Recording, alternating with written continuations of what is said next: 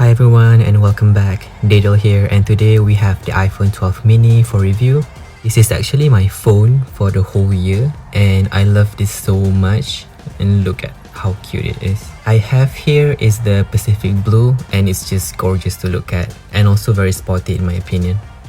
And personally, this is the best feeling iPhone on the hand due to its small size and square edges. It's a lot smaller than my hands, whereas an iPhone 11 is almost the same size as my whole palm. The weight of the 12 mini is so light too, at around 135 grams.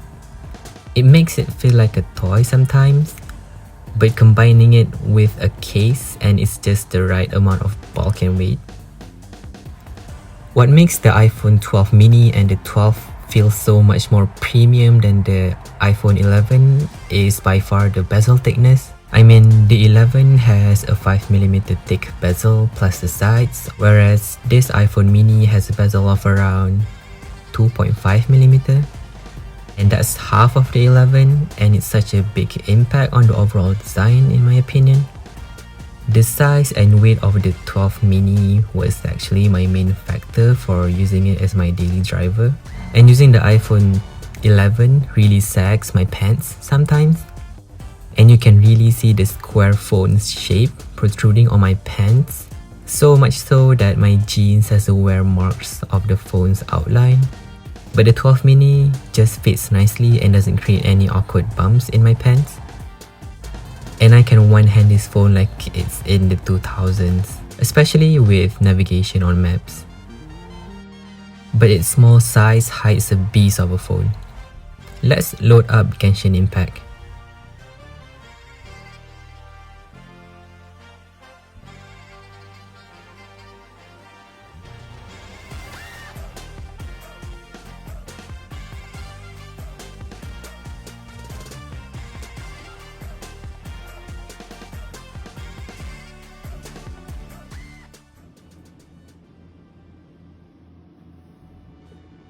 Loading the whole game is pretty quick and you can see the gameplay is very smooth.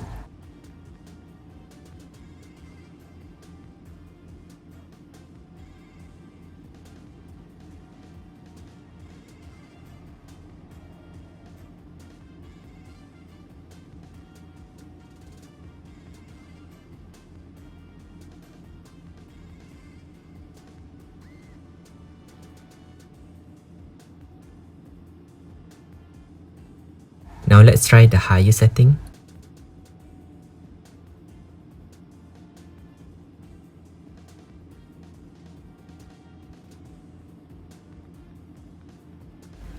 And again, we see a very smooth gaming experience. And honestly, this phone can take on any apps that you will throw at it.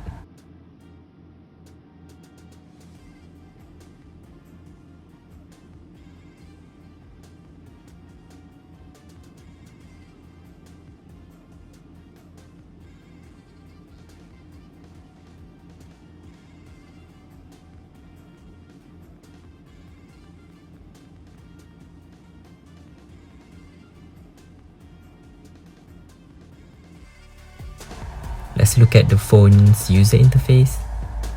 I mean, its iOS is very snappy. It does keep some of the app running well in the background, especially Apple apps. It instantly loads up, whereas some app took a few seconds to reload, but it's far from slow.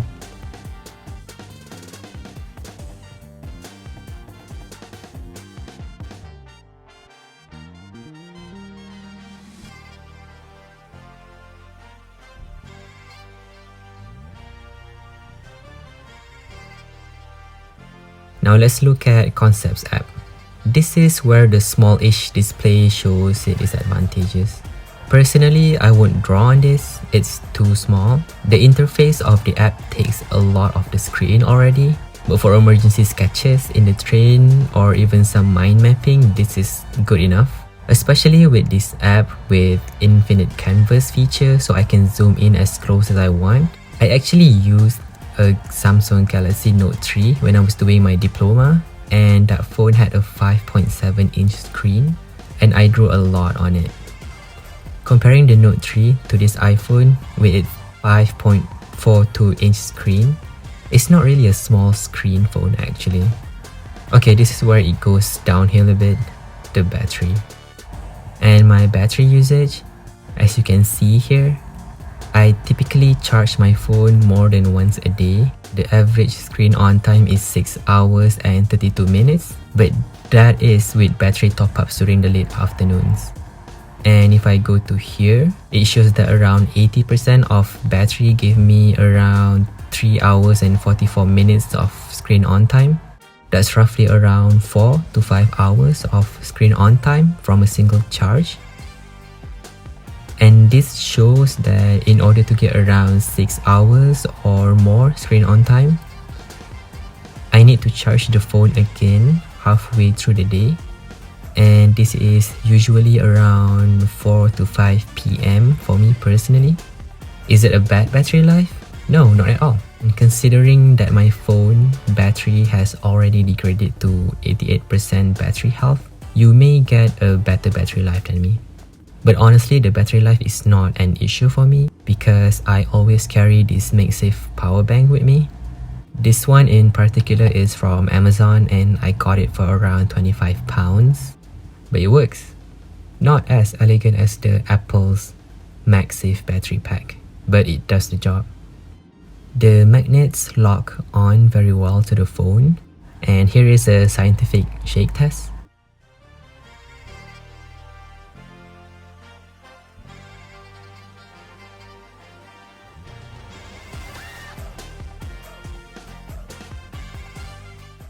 And also another test with Apple's MagSafe clear case. So you know the deal, battery low, stick the power bank on, leave it in your pocket for a while, and when you want to use the phone, it's there all charged up. I also have a trick using automation to extend the battery life. So on the Shortcuts app, the automation turn on low power mode when my phone is disconnected from a charger, and also turns off low power mode when I'm connected to a charger, so that all my photos and documents can still sync when I'm charging the phone. And now a quick camera test. In comparison with the iPhone 12, the 12 mini has a better HDR processing on the main lens. This photo was taken in a very dark room, by the way. And you can see the night mode capabilities of the main lens. This next one was taken with the ultra-wide angle lens of both phones. And as you can see here, the 12 mini did a lot better than 11 with the ultra-wide night mode. And continuing with the ultra-wide lens on the 12 mini,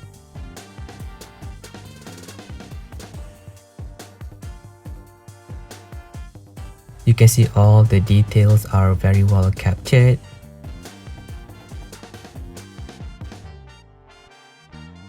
And here is a short video shot on the 12 mini.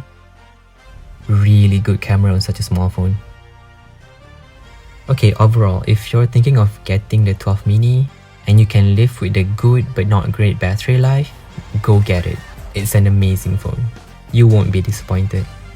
And it's personally my favorite iPhone category so far. And that's it. Okay, thanks for watching and subscribe if you liked the video, and see you on the next one. Cheers.